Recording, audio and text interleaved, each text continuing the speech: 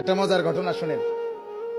হযরত ওমর রাদিয়াল্লাহু তাআলা আনহু একদিন নবীজি সাল্লাল্লাহু আলাইহি ওয়াসাল্লামের কামরায়, হুজরায়, ঘরে গেছেন।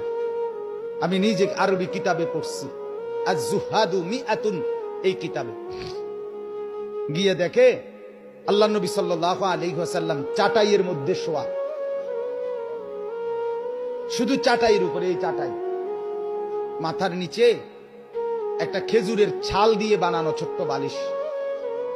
হযরত ওমর দেখলেন মাথার উপরে একটা চামড়া ঝুলানো নামাজের জন্য, পায়ের নিচে কিছু ছাতু, যেগুলো পানি দিয়ে গুল্লা খায়, আগের দিনে খাইতো খুব, এই ছাতু অল্প কিছু, এই চারটা আইটেম, একটি চাটাই, একটা খেজুরের ছালের বালিশ, আর একটি চামড়া, আর কিছু ছাতু পানি দিয়ে গুল্লা খাওয়ার।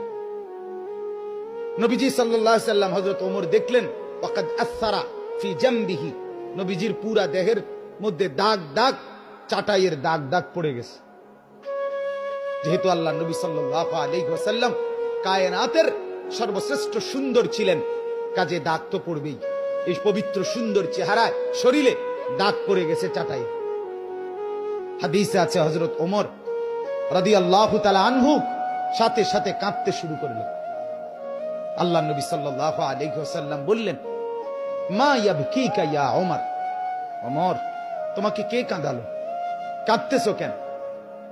হযরত ওমর রাদিয়াল্লাহু তাআলা আনহু বললেন, লিমা লা আবকি ইয়া রাসূলুল্লাহ, ও আল্লাহর নবী, আমি কেন কাঁদবো না বলেন, আমি কাঁদবো না কেন?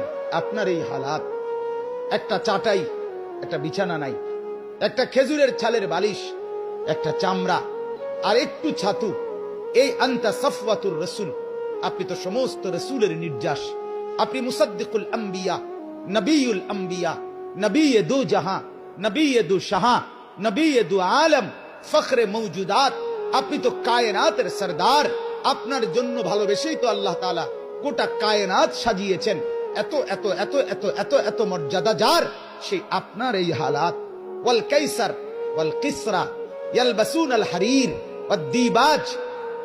ওমর বললেন, অথচ রোমের বাদশা, পারস্যের বাদশা, তারা রেশমি কাপড়, রেশমি পোশাক, রেশমের বিছানার মধ্যে তারা শোয়, ঘুমায়, খায়।